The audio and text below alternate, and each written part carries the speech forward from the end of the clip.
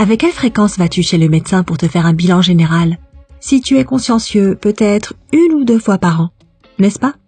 Mais si je te disais qu'il y a plein de tests de santé rapides, faciles et précis que tu peux faire toi-même à la maison et quand tu veux. Continue à regarder pour en savoir plus. Numéro 1. Vérifie l'état de ton cœur et tes poumons. Ton activité cardiaque et pulmonaire détermine en grande partie le bon fonctionnement de ton système. Donc si quelque chose ne va pas avec ton cœur ou tes poumons, tu peux te retrouver avec toutes sortes de problèmes graves. C'est pourquoi il est essentiel de les vérifier régulièrement. Pour faire cela chez soi, rapproche tes mains de façon à ce que tes index forment un J à l'envers.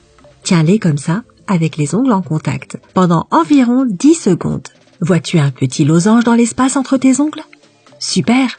Ton cœur et tes poumons sont en bonne santé. S'il n'y a pas ce losange, c'est peut-être un signe d'hypocratisme digital, aussi appelé clubbing. Il s'agit essentiellement d'une déformation des doigts qui est associée à un certain nombre de maladies cardiaques et pulmonaires. Selon la clinique Mayo, le clubbing est souvent le résultat d'un manque d'oxygène dans le sang, ce qui peut indiquer certains problèmes pulmonaires. Si tu veux t'assurer que ton cœur et tes poumons vont bien, il y a un autre test que tu peux essayer. Il suffit de monter de 8 à 12 marches en chantant une chanson ou en parlant au téléphone. Si, à la 12e marche, tu as l'impression que ton cœur est sur le point de sauter de ta poitrine et que tu ne peux pas reprendre ton souffle, cela peut être un signe que ton cœur ou tes poumons ont des difficultés.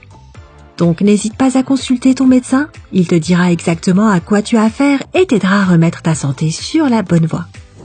Numéro 2. Vérifie le bon fonctionnement de ton cerveau. Les petits problèmes qui surgissent dans les fonctions cérébrales sont dangereux parce qu'ils peuvent être difficiles à détecter et s'aggravent avec le temps.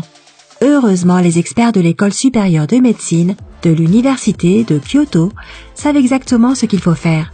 Selon une de leurs études, la capacité à garder l'équilibre sur une jambe peut facilement t'aider à vérifier si le cerveau est en bonne santé. Tout ce que tu dois faire, c'est de soulever une de tes jambes pour que le genou levé soit en ligne avec ta hanche. Essaye de maintenir cette position pendant 20 secondes. Si tu peux le faire sans effort, tes vaisseaux sanguins et ton cerveau sont certainement en pleine forme. Cependant, si tu as des difficultés à tenir ta jambe en l'air dans cette position, cela peut indiquer un risque accru de maladie cérébrale et de déclin cognitif. Encore une fois, une visite chez le médecin s'impose. Numéro 3. Vérifier si tu as de l'anémie.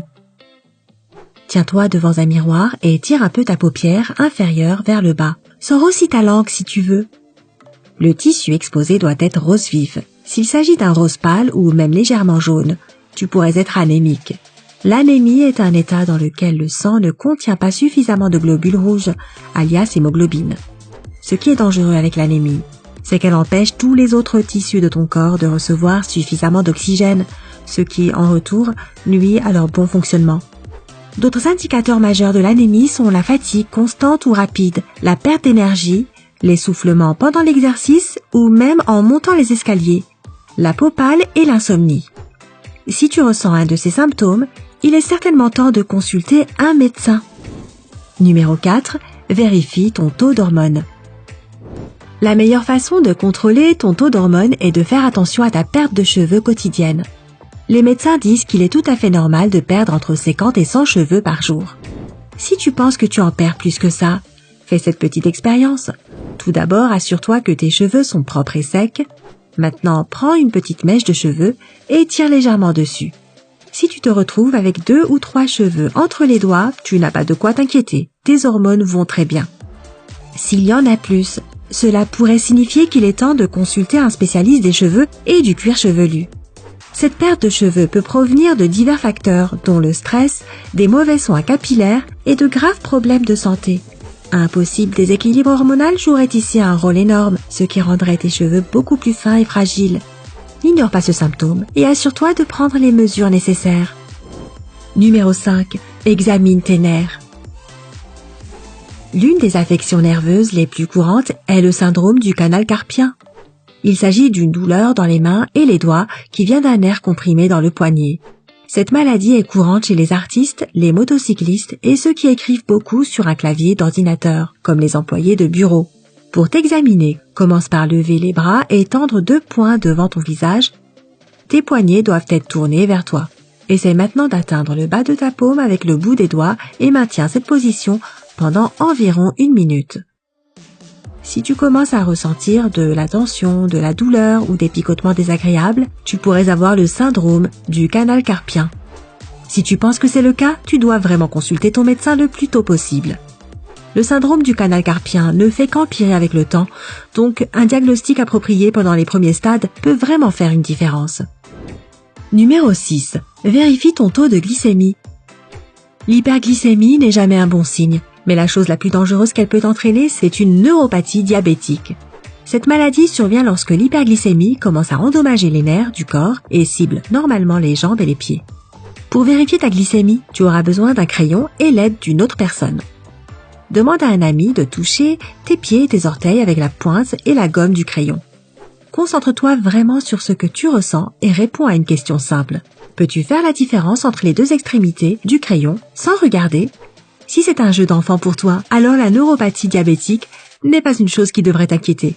Mais si tu ne sens aucune différence entre les deux extrémités du crayon, cela signifie que les terminaisons nerveuses de tes pieds ne fonctionnent pas au maximum. Outre ce signe alarmant, d'autres symptômes notables de cette maladie sont des douleurs et des engourdissements dans les jambes et les pieds, ainsi que des problèmes digestifs. C'est pourquoi plus tu te feras traiter tôt, mieux ce sera. Numéro 7. Vérifie l'état de tes artères. Allonge-toi sur le dos, lève les jambes à un angle de 45 degrés et maintiens cette position pendant environ 1 à 2 minutes. Une fois le temps écoulé, examine de près la couleur de tes pieds et de tes orteils. Est-ce qu'ils sont pâles ou légèrement blancs? Si c'est le cas, il est possible que tu aies un problème circulatoire qui rétrécit tes artères et par conséquent, ton flux sanguin diminue vers tes jambes.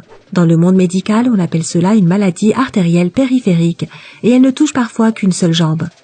Donc si tu vois que l'une de tes extrémités ou les deux sont pâles, pose-toi quelques questions supplémentaires. Tes jambes s'engourdissent et deviennent faibles assez rapidement. Il est parfois dur de marcher. Si tu réponds oui à la plupart de ces questions, tu dois absolument consulter ton médecin le plus vite possible. Selon la clinique Mayo, la maladie artérielle périphérique peut être un signe d'athérosclérose qui diminue le flux sanguin vers le cœur et le cerveau. Numéro 8. Vérifie ton ouïe. Que cela te plaise ou non, l'audition se détériore avec l'âge. Mais ces changements peuvent parfois se produire bien plus tôt que prévu. Pour t'assurer qu'elle est toujours aussi bonne, va dans une pièce calme et frotte doucement ton pouce sur les autres doigts. Commence par le faire assez près de ton oreille, puis déplace lentement ta main plus loin jusqu'à ce qu'elle soit à environ 15 cm de ton oreille. Si tu peux entendre le frottement à cette distance, ton audition est toujours impeccable. N'oublie pas de vérifier l'autre oreille aussi. Bien sûr, si tu vois que plus tu éloignes ta main et moins tu peux l'entendre, tu devras aller consulter ton médecin pour savoir si tu commences à avoir une perte d'audition. Connais-tu d'autres tests de santé faciles et rapides qui fonctionnent vraiment? Fais-le savoir à tout le monde dans les commentaires ci-dessous. N'oublie pas de donner à cette vidéo un j'aime, de la partager avec tes amis et de cliquer sur s'abonner pour rester du côté sympa de la vie.